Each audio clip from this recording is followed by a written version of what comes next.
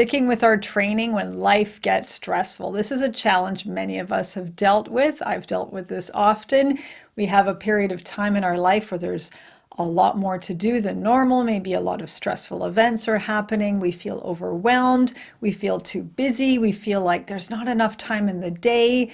Maybe we can't make time for a normal amount of training. And so we don't bother at all. We get into that all or nothing thinking. If I can't do a full session, it's not worth it.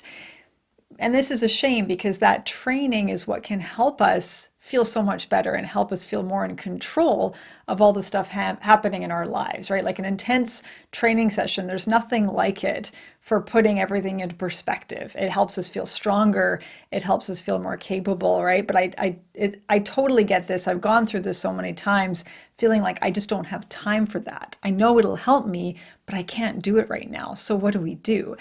And this has been a struggle for me so many times, skipping workouts because I had too much important stuff to do.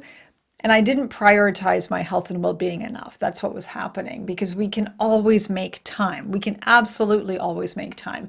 And one thing that has really helped me, and I've talked about this in another episode, is making exercise one of my top priorities. So I have my top 3 priorities and my well-being, which includes, training, nutrition, all of that stuff, physical well-being, mental.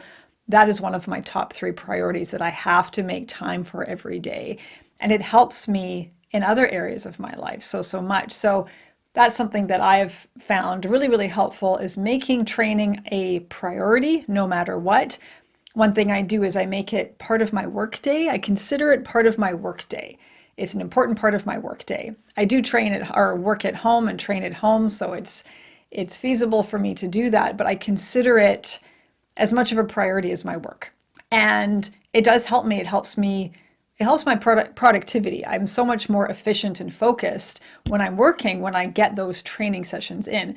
So something that's helped me is I'm not a morning exerciser by nature. It's not when I perform my best. I get my best workouts in usually late afternoon, early evening. But those are the times of day when I'm more likely to be interrupted. I'm more likely to have distractions. I'm more likely to have someone call or knock on the door, need my help with something. So I can't always count on that time, without interruption. So I'm more likely to skip a workout if that's the only time of day that I'm going to train. So I've learned this a long time ago. I have to do that morning workout if I want to get it done. I'd rather not. It's not my favorite time of day for training, but that way I get it done. So first thing in the morning, I won't get any interruptions. I won't get any phone calls if I, get up early enough. And one thing I do is so I've made that a solid part of my day. It's non-negotiable. And because I do that, I feel so much more confident the rest of the day. Like, look, I started off my day with my training. I made time for it, and it makes everything else easier and makes everything else easier to handle. So first thing in the morning, a lot of people do this. Some people, some of us don't love it, but that's really often the best time to do it. Another method I have tried, and this works for me, I work from home, so I can do this, but depending on what your work is like, you might be able to do this too. If you can't do this for work, you can do this in other times of your day. But what I do is I set timers on my phone, and I'll set a timer for 45 minutes. I find that 45 minutes is a good amount of time for getting some deep work done when I'm working on videos and that kind of thing. Timer for 45. At the end of the 45 minutes, the alarm goes off, and I do 15 minutes of exercise. Whatever I feel like. I'll go into my home dojo down the hall and I'll do some kata, I'll do some jumping jacks, push-ups, stretching, whatever I feel like. And then I have a timer goes off at the end of that 15 minutes and I get back to work for another 45. And I do this cycle of 45 of work, 15 minutes of some kind of training, back and forth through my work day. And this works really, really well. I find that doing this, I'm so much more focused when I'm working, and then I get that break. I'm not sitting for too long, but I have a long enough period of time to actually get work done. There's the, Pomodoro technique or whatever it's called, where it's like 20 minutes on. I find that way too short. So for me, 45 minutes is a good balance, and I stop no matter what I'm doing. I could be mid-sentence. I could be, in the middle of editing and feeling really into it. I stop, but I'm still eager to work. I take that exercise break and I get back to it and I still feel ready to go, ready to work.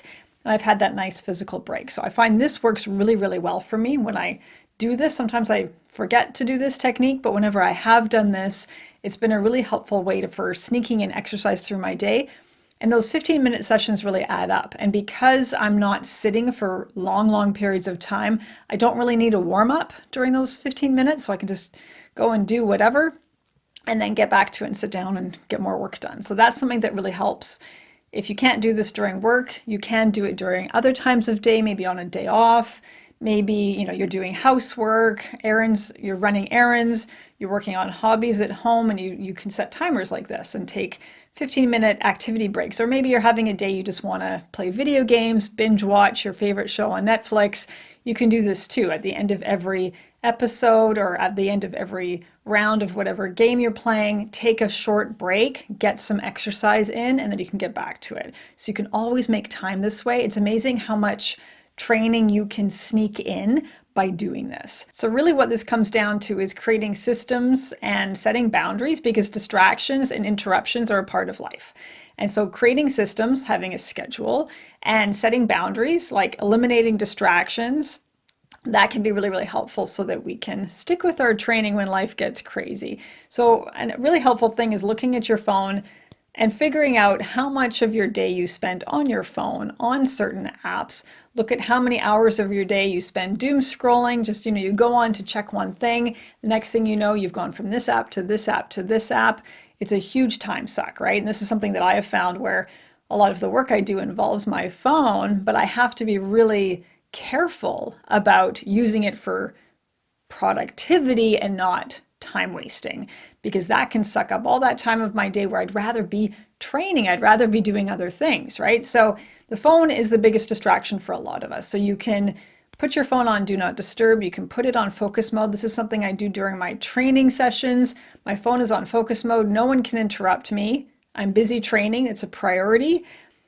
So again, doing your training at a time when you're not going to be interrupted. And then when you're doing that training, making sure that no one will interrupt you if it's not serious, right? If someone just wants to chat, it's not serious, it's not that important. So your training is much more important in that case. So use that, your digital wellness on your phone to figure out how much time you're wasting and then set boundaries there. Focus mode, do not disturb. You can set timers on your apps where the app will shut off for the day once you've reached a certain time, maybe only 10 minutes on Instagram or 10 minutes on TikTok, whatever it is, and then it shuts off. Another thing that really helps is using grayscale on your phone, where it makes everything shades of black, white, and gray. It makes it so much less appealing to go on your phone. Try going on Instagram when it's all gray and black and white. It's so unappealing. You don't realize how much dopamine you get from the colors, from the notifications, the red hearts, all of that. There's so much dopamine from that. And when there's no color, it's not nearly as appealing. So it's so much easier to put that phone away and get your training in. So that's something that's helpful. Focus mode, do not disturb, grayscale, timers on your apps.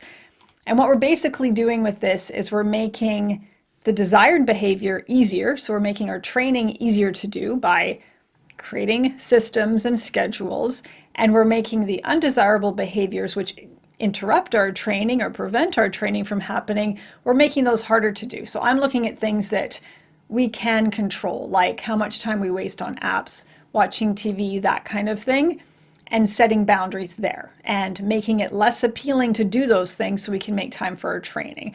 Of course, there's going to be other stuff in your life if you're going through a stressful period where you don't have a choice, it's not within your control.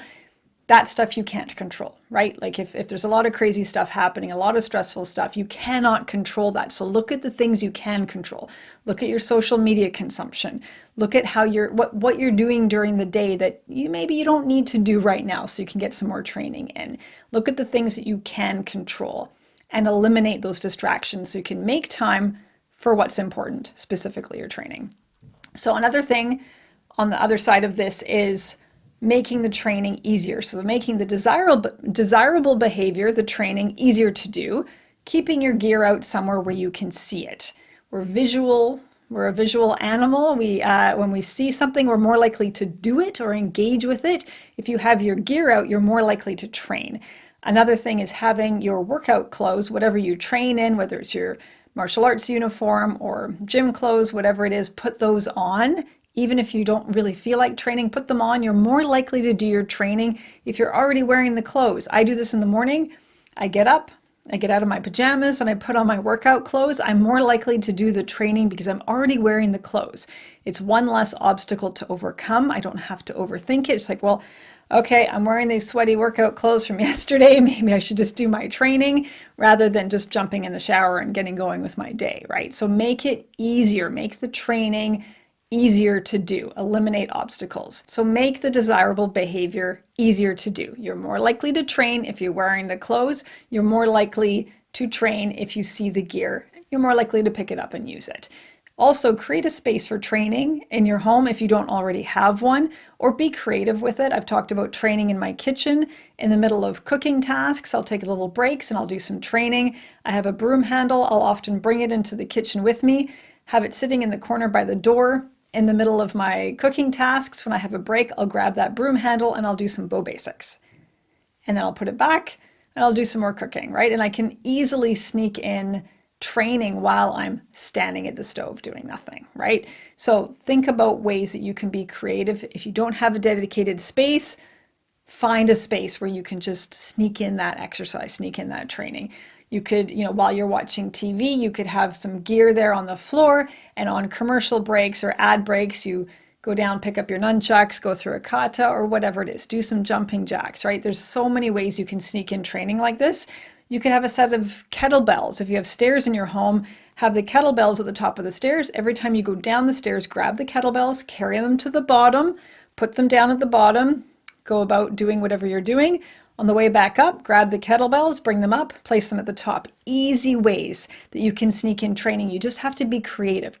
Be creative, think of ways that you can, place weights wherever, have a set of nunchucks on your kitchen table, have a broom handle ready to do some bow basics. There's so many ways that you can sneak in training like this throughout your day, and it doesn't take up any more time. You're going down the stairs anyway. You're standing in the kitchen waiting to flip your pancakes anyway. You're sitting on the couch waiting for the ad to be finished while you're watching your favorite YouTube video anyway.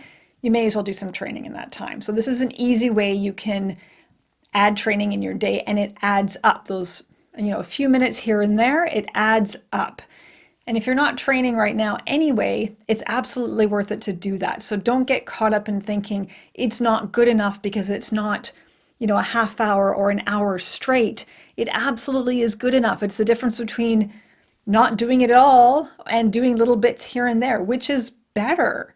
Not doing it at all, but having this ideal in your head, well, it should be this, it should be an hour, but I can't, so I'm going to sit on my ass and not do it. Or sneaking in a little bit here and there because you can, and then you're normalizing doing the thing. You're normalizing it, and because you're getting in those little short bursts of training through your day, you feel so much more confident, and you start to feel like that martial artist or whatever it is you do. You start to feel that way again. You start to feel like, no, that is my identity. That is who I am. Look at me. I snuck in some kata while I was cooking. I did some kettlebell stuff in the middle of, my work day. I got my training in. I'm a martial artist, right? I'm a gym goer, whatever it is you are. I'm a fit person. I'm an active person. It's proof to yourself that you can do the thing, and you're fitting it in because it's important to you. So that can be really helpful, sneaking it in. Another thing, if you're really, really struggling, follow the dopamine. And this is the Tiny Habits method by BJ Fogg. You take a habit that you want to build, which would be your training, and you break it down into the smallest action you can. So it could be just doing one punch, just doing one kick, doing one jumping jack, that kind of thing, one block.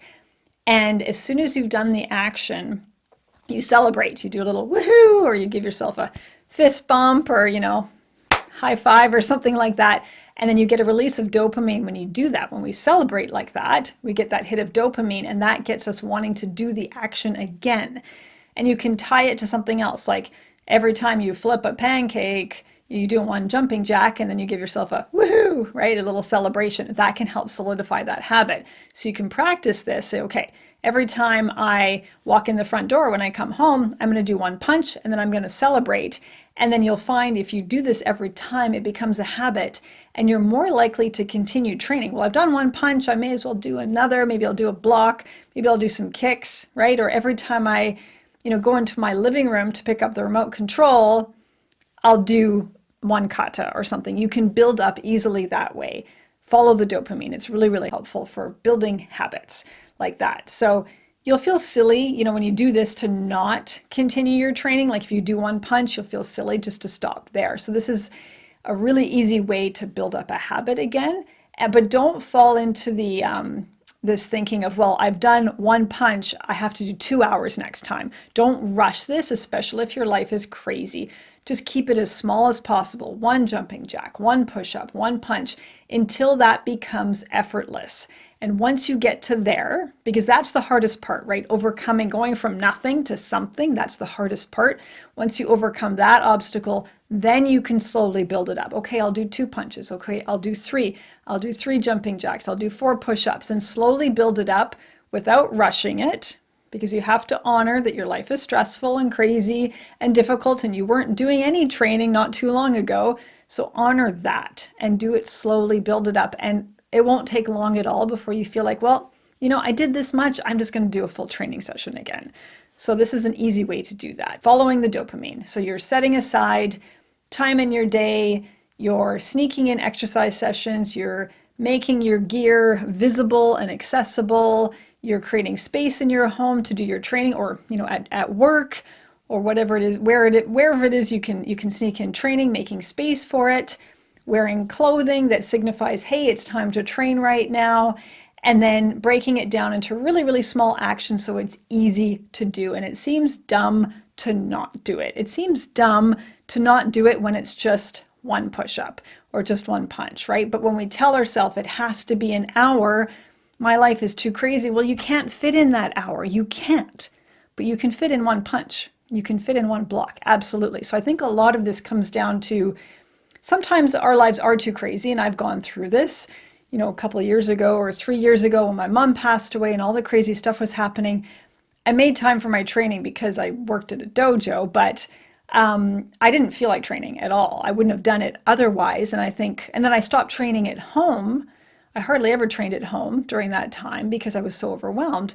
But if I had thought of this, if I had broken it down and done small little things, like just a punch, just a kick, I didn't know that at the time. I didn't think about that at the time. I didn't have that knowledge. It would have helped me so much to feel better about myself and to feel like, okay, no matter how crazy life gets, I can still do one punch. I can still do one kick. I can still do that, right? And that helps us so much to overcome all of that weight that we're carrying when life gets crazy. So break it down, something small. If you're not doing anything, it's absolutely worth it to do that small thing. Don't overthink it, because that's what gets in the way. Is we can make time for small training sessions, but we're thinking it's not worth it. That's why we don't do it, right? It's not that we don't have time or can't make time. You can absolutely make time for 2 seconds of training in your day. No matter how crazy your life is, you absolutely can do 2 seconds, just one punch. Absolutely. But we think it's not worth it, and so we don't do it. But 2 seconds here, 2 seconds there, 2 seconds there, it adds up. And it builds that confidence, and it helps us realize, even when my life was crazy, I could still do my punches. So try all these things. Another thing that can help to wrap this up is make a list of small actions you can take. They can be 5-minute actions, they can be 1 minute, 10-second actions, small things that you can do when you're struggling and you don't know what you can do. You can't do a full session, and have it somewhere, like maybe a list of your kata, a list of different techniques. Maybe it could be, 5 jumping jacks, 2 push-ups, and whenever you have a small amount of time, you can look at the list and say, oh, here's an action I can take right now. It makes it so much easier, so you don't have to overthink it or start to, you're struggling. Well, what should I do? What kind of training can I do? Well, here's a list. Have it somewhere where you can see it, and then you can always rely on that list when you have a couple of minutes to spare. Another thing, there's one more thing, is if your life is really, really crazy, along with this small action thing, is thinking of the minimum that will get results. If you have more time in your day than just a couple of minutes here and there, you can actually do some training, come up with a routine. And I've done this recently, or a few months ago, with my weightlifting. I was really struggling with consistency with weightlifting. And I had all these goals with it, wanted to make gains, that kind of thing. But I was overthinking it. And what would happen is I would do a certain workout and then I'd feel, maybe I'd, get sick and I'd skip a workout. And then one skipped workout would lead to two, would lead to three, or maybe I'd pull a muscle or something. And I found that longer sessions, like maybe 3 days a week, wasn't working for me. I was more likely to skip them. So what I did is, realizing this wasn't going to be the best thing for, muscle gains, that kind of thing, but this would help me overcome that inertia and it would help me stop quitting all the time, is I came up with a strength training routine that I could do every single day, 6 days a week, 1 day of rest every week, exact same workout every day. So not ideal, but it was incredibly helpful for me. It was a full body lifting routine, one set all the way through, 6 days a week. I made gains over the 3 months that I did it. I did progressive overloads every week. I would increase by 1 rep or I'd increase the weight for every exercise. I made progress with my strength. But the most important thing is that I was 100% consistent all the way through. I didn't skip a workout. Even when I was feeling a little bit sick, I didn't skip a workout because it was totally achievable. I went with this minimalistic routine that seemed like it's not really good enough. And for my goals, it wasn't. But what it really helped me with is overcoming inertia and getting back on track. And once I got through 3 months of that, I'm like, you know what? I'm bored now. I want to up the ante. I haven't skipped a workout since. I've done it. I've gone tougher with it. I have a totally different routine every day of the week, 6 days a week. And and it's much more challenging, but I haven't skipped a workout because I went through that time where I was really struggling. I made it as simple as possible so I didn't have to think about it. Every day I knew exactly what I was doing. It was the same thing every day, 6 days a week. So that's something you can do. Come up with a routine, 15, 20 minutes that you can do every day or 6 days a week. I do recommend having at least 1 day off every week. It can really, really help for recovery. Same workout 6 days a week. You don't have to overthink it. Maybe just, you do a few jumping jacks, a few push-ups, a few sit-ups, and then you do pick your favorite kata and run through that a few times. And that's your workout. And you do that every day. Something that's totally manageable that you can do every day, no overthinking. What this does, going with a minimalist approach, is it helps reduce mental fatigue. And when we're feeling overwhelmed and stressed out, that mental fatigue is huge, right? When you're going through a lot in your life, your mental fatigue is like big time problematic. And you don't want your training to be another drain on you. And that's what I was finding is, during crazy times of my life, I needed my training to be super, super simple. Otherwise, I was just going to skip it. If it was too complicated, if it was too overwhelming, if there was, too many moving parts to my training, I'd more likely skip it. So keep it as simple as possible during those crazy, crazy times in your life. And, think of it like you have your whole life for your training, your whole life to achieve your goals and make those gains. You don't have to do it all right now. So if you have a crazy time of your life, make it as easy as possible, as simple as possible. Go with a minimalistic type of training routine. And then when life gets easier, then you can do more. Then you can go more complicated. Then you can do those challenging training sessions again. So hopefully this can help you. All this stuff, I talk about it because it's helped me. It's stuff that I have done and I continue to do because I know what it's like when life gets stressful, when life gets crazy. The training seems like one of those things that we really want to do it, but right? So keep it small, keep it simple, keep it short, sneak it in somehow. All of these little things can absolutely help you stay on track when your life is crazy. Definitely honor your need for rest if you're super stressed. Maybe you need some time to just do nothing. You might need, if you have been training, taking a week off or 2 weeks off can be incredibly helpful until you get your energy back and then get back to it. But if not, if you're struggling and you haven't done any training, all of these little things can help so much. They've helped me and they absolutely can help you too. Thanks for listening.